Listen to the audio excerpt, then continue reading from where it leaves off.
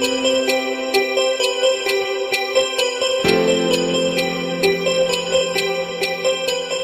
everyone, have you got a user manual? Do you know how to read it? Or have you ever made a food based on the recipe that you found? If you are already done one of those activities, means that you already know what the text that we are going to talk about in this video. Can you guess what it is?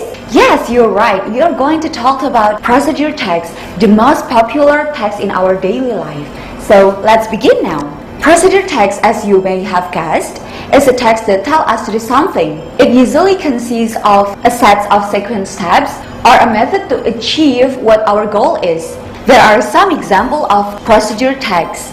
The first one is user manual, then recipe, and the last one is itinerary. Procedure text can be easily found in our daily life, so that's why we should really understand how to make it. To start off, I'm going to tell you the structures of procedure text. Generally, it consists of three structures. The first one is its goal or purpose, and the second one is tools or ingredients, and the last one is steps or method. Just so you know, not all procedure text states its goal. Sometimes we use its title as its goal. For example, when you found a text on how to use washing machine, then the purpose of the text as its title. And another example is when you read a recipe on how to make pancake, and the purpose of the text is how to make pancake.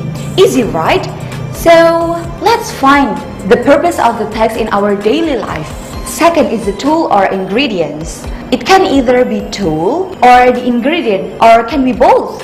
Again, you need to note this. Not all procedure text has the tool and the ingredients in the same time. Recipe, for instance, doesn't put its tools on the list, but it has ingredients. On the other hand, user manual, it put the tools, and it's very funny to put the ingredients in user manual, right? So whether you are going to use tools or ingredients, it's based on the text that you are going to make it. The last part of procedure text is method or steps. The last structure of the procedure text is actually the main structure of its procedure text. It gives the procedures on how we make it based on the orderly procedures. So the reader can follow the sequence steps according to the procedures in the text. Unlike ingredients and tools that have different usage, all kind procedure text has steps or method. So that is all about a generic structure. Now let's talk about another important thing in procedure text. It is language feature. Language features is the feature that support the text. In procedure text, like kind of sentences with vocabulary, noun group or noun phrase, and so on.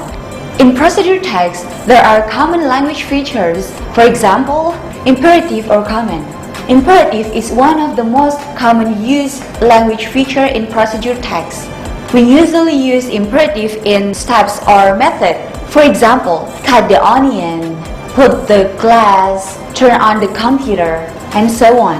The second language feature in procedure text is the use of adverbial. We use it in procedure text to aid more information about the time and sequences. For example, in a minute, in a 5 minutes, in 2 hours, and so on. The next language features in procedure text is the action verb. Action verb is the verb that expresses an action. For example, go, get, press, and turn, and so on.